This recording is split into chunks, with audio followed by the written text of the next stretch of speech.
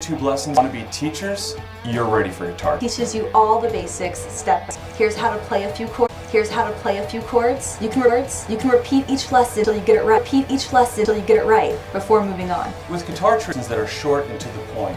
I also like that the videos are only a few minutes apiece. And you have all these excellent instructors who clearly know their stuff, walking you through everything. It's way better than guitar videos trying to learn from some random dude. No. The Stones, Skinner, Floyd.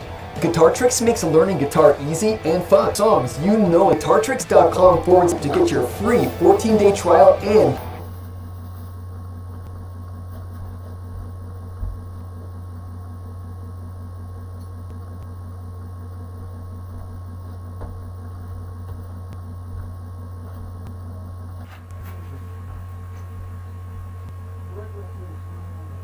Это очень прибыльно. Если вы задумываетесь открыть свое дело, то прибыльность барбершопа 80-120% годовых. При этом это очень стабильный бизнес. Люди как стриглись, так и будут независимо или пандемии. При этом в эконом-сегменте барбершоп практически преимущество. Еще абсолютно свободный, и тренд только набирает барбершоп, может любой, вне зависимости от опыта в бизнесе. Вложений требуется относительно минимум 10-12 месяцев, и после вы получаете постоянную прибыль. Если вы хотите узнать про то, как открыть бар в своем городе и на этом хорошо зарабатывать, приходите на мой бесплатный 3-дневный информационными секретами открытие барбершопа с нуля. А также вы получите план открытия своего барбершопа, на который вы можете рассчитать прибыльность и затраты на открытие своего собственного. Еще вы узнаете, как это сделать в списках и ниже, и получите бонус 10 стратегических ошибок при открытии своего барбершопа. Я жду тебя.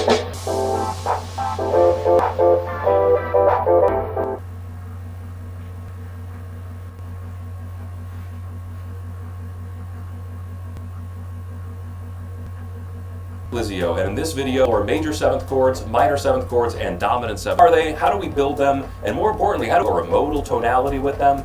And how can we, so basically just writing with these chords, trying to get a little bit, this isn't really heavy-duty music theory, but you might get the concept of scale degrees or the diatonic chords of your major scale. So I really recommend those. I've linked to them in the description, and they should make this video make a lot more sense if you don't know. Talking about 7th chords are just minor chords, but so what is a flatted 7th? Well, if you're in the key of A, you just count up 7 notes and then flat that note. Take it down a half step.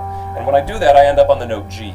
So in 7 is, and I find it kind of uncomfortable to count up 7 notes and then count fret. So here's my shortcut. If you need to find a flat 7, just start on your root and go back 2 frets, or go back a whole step. I started on a whole step, it takes me to G. That's a fit up an octave. So that's my shortcut of finding flat 7s. We're going to be using that again when we want to figure out the dominant 7th chord, because the dominant 7th chord also includes a flat 7. So long story, if I want to make an A minor 7, I take an A minor chord, which is the notes A, and I have to add that G in there somewhere. Our player, though, more than anything else, is this shape right here. Put my middle finger on my root, I play these notes. This is the flat 7, perfect 5th. So these 4 notes here spell out the notes of an A minor 7. And this is a movable shape. I can just put around minor 7, C minor 7.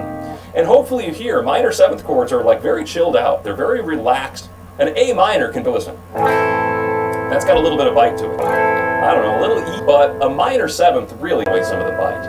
And even in any version, here's an open A minor chord, really heavy. Here's an A minor. And in my opinion, that's much more light. That's much more watered down. So the first way you can start using minor 7th chords is just by keeping in mind that they are less dramatic than your normal minor chords. If you're writing a song and you have to have a minor chord in there, but you think, yeah, that's just too heavy, it's got too much emotion behind it, try just turning it into a minor 7th chord. You might find out that that really just chills it out enough where it's not so, over the top. It's a little bit more acceptable. But here's the deal. If I'm in a key, let's say I'm in the key of C major, right? There's 7 chords in the key of C major. I get a C major, a D minor, an E minor, an F, a G, an A minor, and a B half diminished, and then back to a C major. So all of these minor chords, my 2 chord, my 3 chord, and my 6 chord, I don't care what key I'm in. I can always turn my 2, my 3, and my 6 into a minor 7th chord, and it'll keep me in the key. So check it out. What was my 2 chord? My 2 chord was a D minor, right? If instead I decide to make it a D minor 7 by adding in the flat 7, well, what is a flat 7 in the key of D? Here's a D. My shortcut is just go back 2 frets, go back a whole step. That's a C. So now I have a D minor triad, which is the notes D, F, and A, and I've added in a C. By adding in the C, well, C is already in the key of C. The note C is already in there, so it's not like I've left the key by making this a minor 7th chord. Same thing if I go to my 3 chord. My 3 chord is supposed to be E minor, but I can make it an E minor 7, add in the D, which is a flat 7, and D is still in the key. So by making all these chords, my 6th chord, for example, that 6th chord is A minor, right? And I can make it an A minor 7 by adding a G, and that note G is already in my key of C.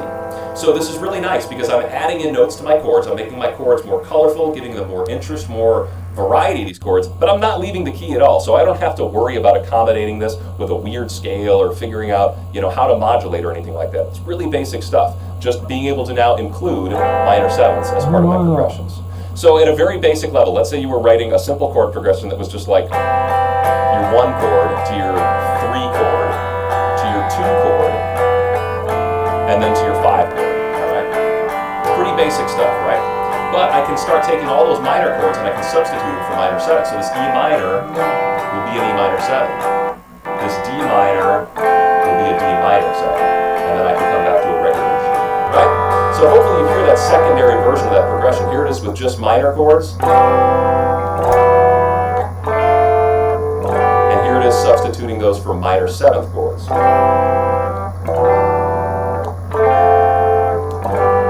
Might sound a little jazzier to you. A lot of people hear minor 7th chords and they think of jazz. Major 7th chords reminds them of jazz. And I do agree. I mean, you're going to hear a lot of those chords in jazz, but jazz goes way past just these minor 7ths and major 7ths. But it does get you into that realm. It gives you more into that lounge territory as opposed to the rock and roll territory. So hopefully you get how easy that is. If you know your diatonic formula, 1, 2, 3, 4, 5, 6, 7, you can replace the 2, the 3, and the 6 with minor 7th chords and you're golden. You don't have to worry about anything.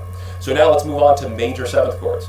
Major 7th chords are when you take a major triad and you add an actual 7th, not a flatted 7th.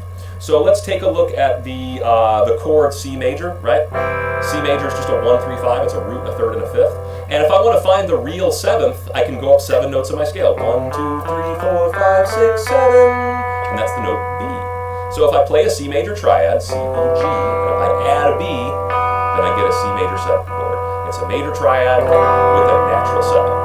Now, once again, I hate counting up 7 notes. That can be a pain. So I just like to go back a half step. If I'm starting on the note C, go back a fret. It takes you to the note B. That's your 7th. Just move it up an octave instead. So that's a really easy shortcut. If I want to figure out an A major 7 chord, right? Here's an A. Go back a half step. Takes you to the note G sharp. That's the note you'll have to add to your A to get an A major 7 chord. Now, to play major 7th chords is a movable shape. What I like to do is put my first finger on the root, like here's A, and then I like to play the major 7th with my ring finger, and then my major 3rd with my pinky underneath it, and then finally the 5th with my middle finger, and I get this shape, kind of a weird shape, but movable, and it gives me all the notes of my major 7 chord right next to each other, and a nice little easy shape to play. It's a kind of a jazz voicing. And you might start getting that jazzy flavor out of it again. To me, major 7th chords are pretty stinking jazzy, and just on their own, if you just play a major 7, to me that's got a very, very jazzy lounge style feel to it. They kind of feel a little cheesy to me if you don't really work with them enough. I feel like they can be really beautiful and really, really glorious chords, really relaxing and really, warm chords. But they can get really cheesy if you put them in the wrong spot. So, be a little careful with them. Just be aware of the cheese factor when you do something like a major 7 chord.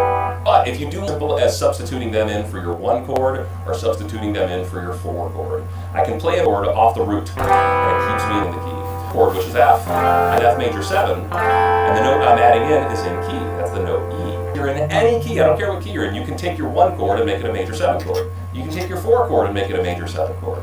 And you're going to stay in key without having to worry about anything. So just a second ago, remember I played that chord progression? I went 1, 3, 2, 5. Let's do that 1 in now with the major 7. 1 as C major 7. We've got our 3 chord as E minor 7. We've got our 2 as D minor 7. And then finally we're going to go to our 5 chord for G major.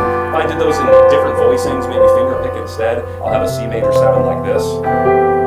And then an E minor 7. I'll go down to D minor 7. And then G major, just like this. And hopefully you can hear that sounds a little bit more colorful than my initial chord progression. It's got a lot more interest going on there. Now let's talk about dominant 7th chords. A A dominant seventh chord is simply a major triad, but you've added in a flatted seventh. So let's go back to our example in A, right? In A, we played an A major triad and we added a G sharp, because that was a half step behind it. Now we have to play an A major triad and add in a G. So you know an A chord looks like this. Well, if you just smack a G in there, you get an A7, an A dominant 7. A lot of times we don't say the word dominant, we just call it an A7. And this is where a lot of people get confused. A7 is different than A major 7. They're both major triads, but the major 7th chord actually includes the major 7th note. And the dominant 7th chord includes the flatted 7th note. So that was the thing that really got me. I always confused those two, and I couldn't figure out why they were different chords when they seem to have the same name.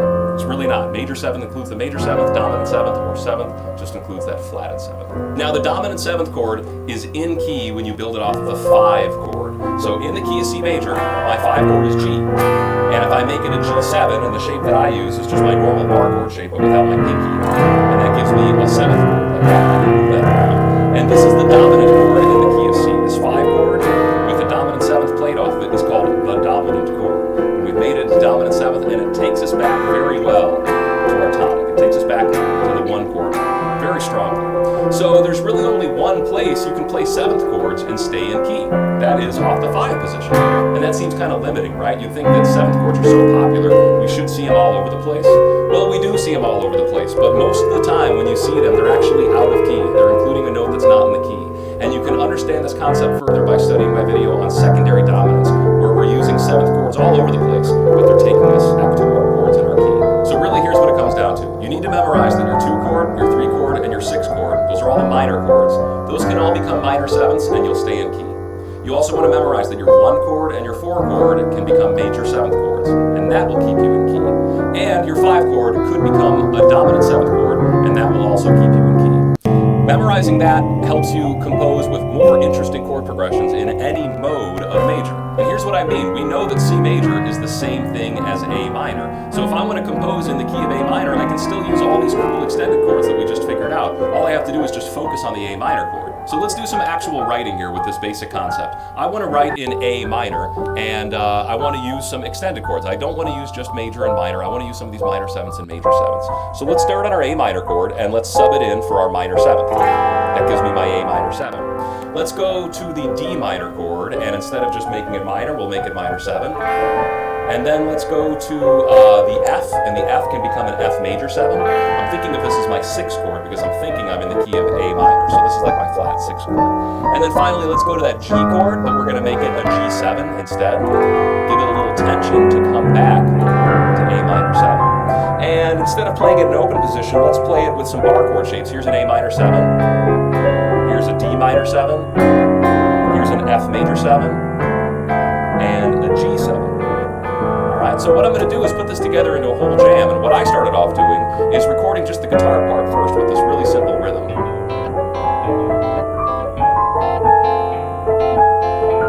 And I knew eventually I was going to add a shaker, so I started off with this really simple pattern. And then I added a little delay to give it a little bit more movement. After that, I programmed in the following drum beat, keeping the snare on 2 and 4 for a steady backbeat, and having the kick play a simple repeating pattern. Next, I wrote a bass line, which normally I would do on my bass guitar, but I'm trying to spend more time on my MIDI controller. So I grabbed a subtractor synthesizer and stayed on the preset patch, which is already a bass. And then I wrote the following line.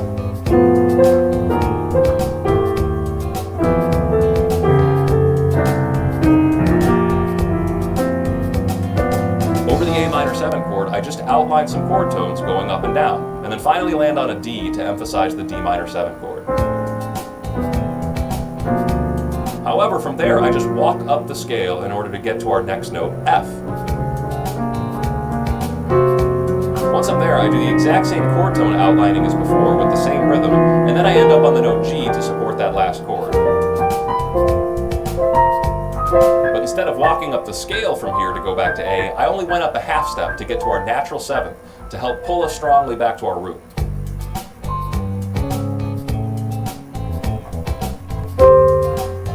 After that, I figured the song could use some layers, so I started off with this Rhodes keyboard that just plays whole notes on each chord. And then I did these little dyads on a reverby synthesizer to add a little more interest without getting in the way. And then lastly, I wrote this simple groove and played around with it on a Saz patch until I could get a percussive clavichord-like sound.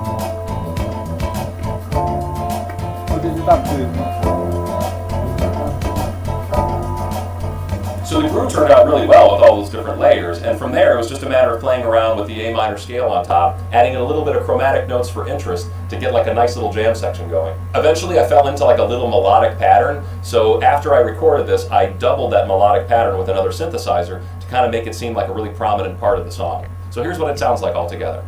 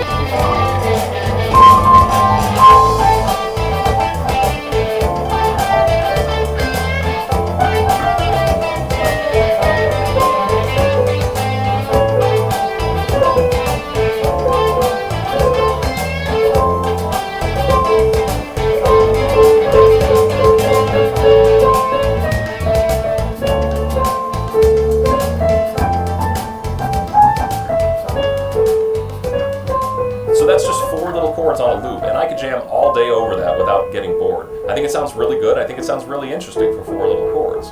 And what helps it sound so interesting is that it's not just major and minor. Major and minor triads can get a little bland, but as soon as you start extending them, as soon as you start adding in those sevenths, things become a little bit more interesting. There's a little bit more depth to your chord progression, a little bit more to explore. Now I definitely want to mention you don't have to stay in keys. That's not a requirement. And especially with these extended chords, it's fun to just think about how it fits in outside of keys instead. So I like to think of minor 7th chords as just substitutes for minor. I don't care if the minor 7th chord is in the key or not, just experiment with using them to help take away the bite of a minor chord.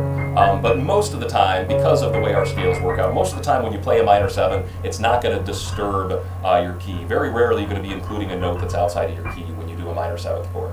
For major 7th chords, though, I really do get a lot of fun on stringing together random major 7th chords out of key. This is very similar to the God chord concept I talked about. If you just throw together God chords that are totally out of key and make them all major 7, it sounds pretty awesome. So like here's a C major 7, let's move it up a minor 3rd, E flat major 7. I love that change. And there's no scale that really accommodates both of those. Or even just going down a half step. Here's a C major 7, and then down a half step to a B major 7. I like that kind of dreamy lullaby change. Now a fun little thing you can do with dominant 7th chords is just play them off of every note of your pentatonic minor scale. So you guitar players probably know A pentatonic as being A, C, D, E, G. Well, play a dominant 7th chord off of each of those notes. A7, C7, D7, E7, G7. And if you add up all the notes I just played there, there's no way it fits into one key signature. But you can rock out on those chords all day long. And even though it ends up being a mess of chromatic notes all through there, it still works really well for the blues. That's the whole idea for the blues. It doesn't fit into a key nice and well. The blues is all about the clashing of those thirds and the dissonance that occurs between there. So a fun way to use dominant 7th chords is to just literally kind of slide them around, stick to that pentatonic framework, and you're going to get some really good blues progressions coming out of it. So I hope you enjoyed this video, and I hope you learned something. If you did like this video, you can thank my Patreon supporters for making it possible. Thanks for watching, and I'll see you next time.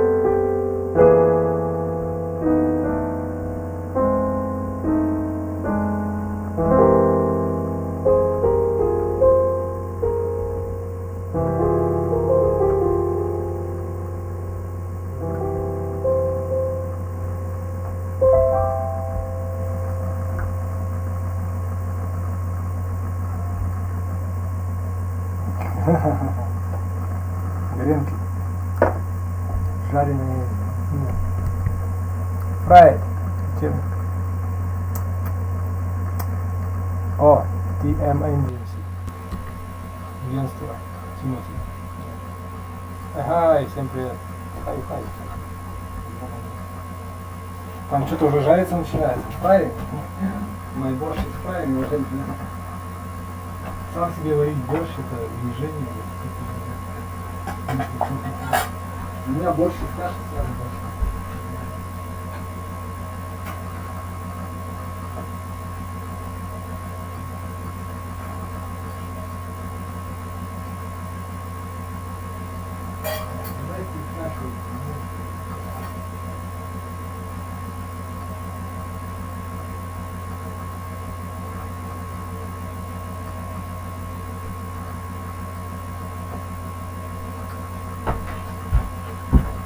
Сейчас он постоит чуть-чуть там, постоит, успокоится,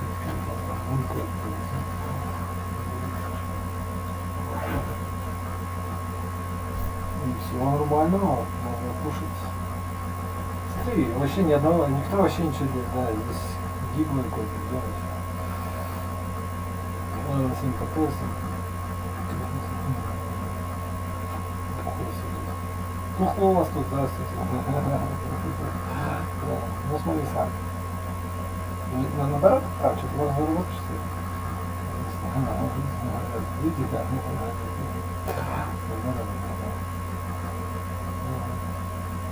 Живи, просто и все.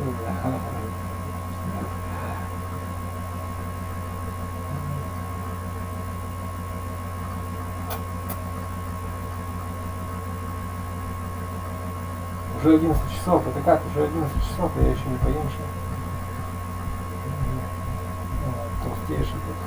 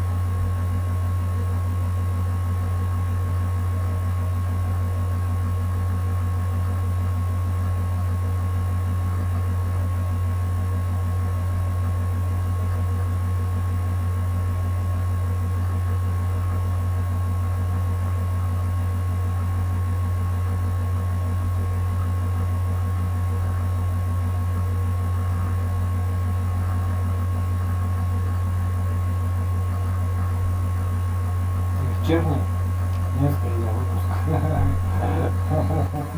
Would you like to learn to play worship piano? I'm a former Nashville pro, and I've developed a system that's making it possible for people of all different skill levels to learn to play.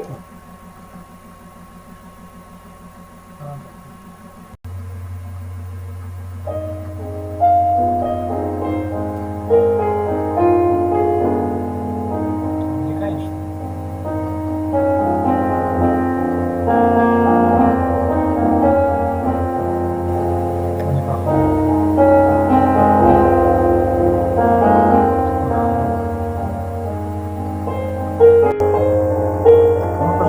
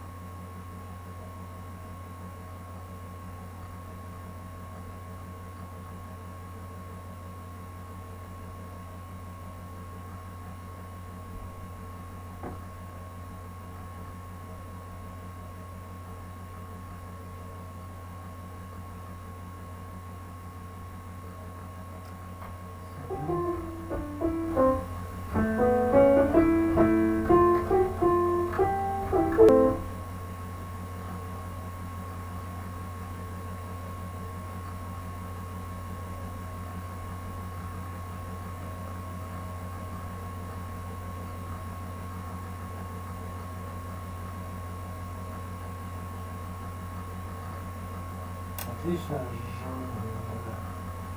пришел журнал.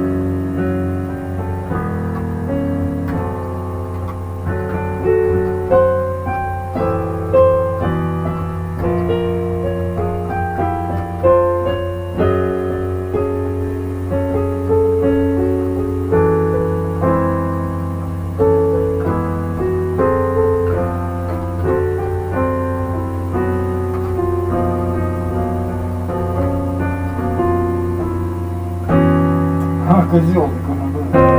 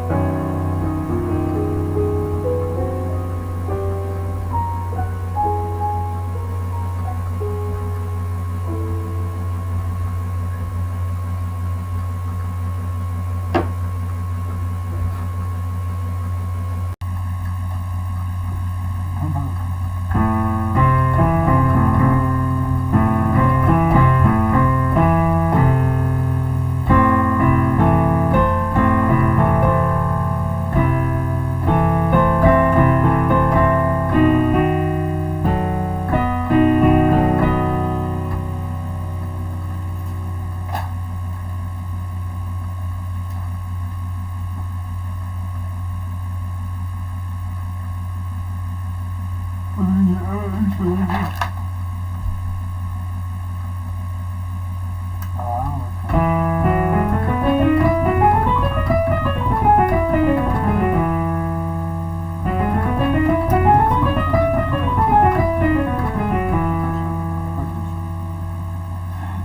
Неизвестно, да. Я когда учил, ну, совпадать, наверное, не знаю.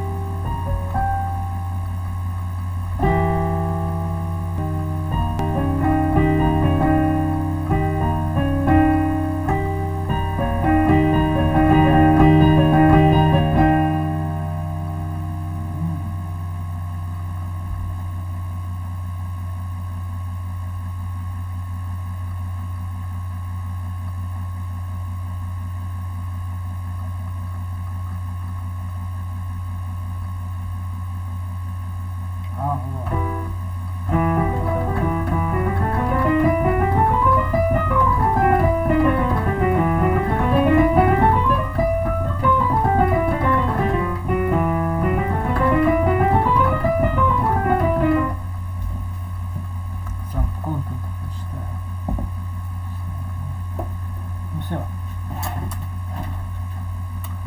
Ключ надо поехать.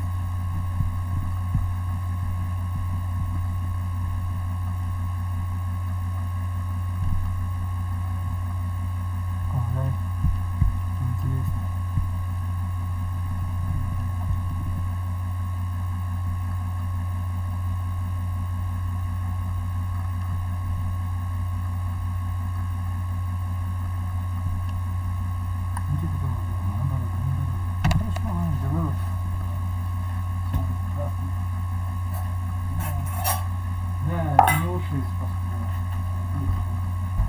Все это нужно мне.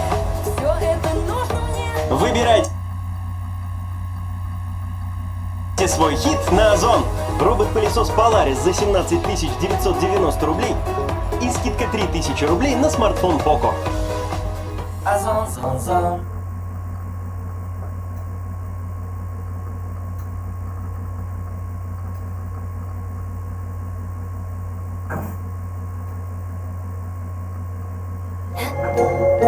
Time to scout.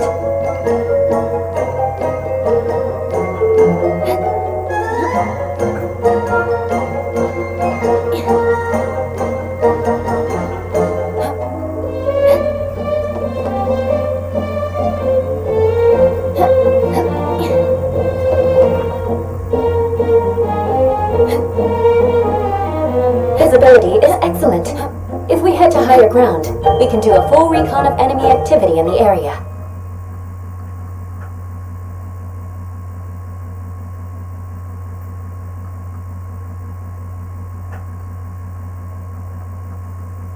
This is the most dangerous problem in mathematics, one that young mathematicians are warned not to waste their time on. It's a simple conjecture that not even the world's best mathematicians have been able to solve. Paul Erdős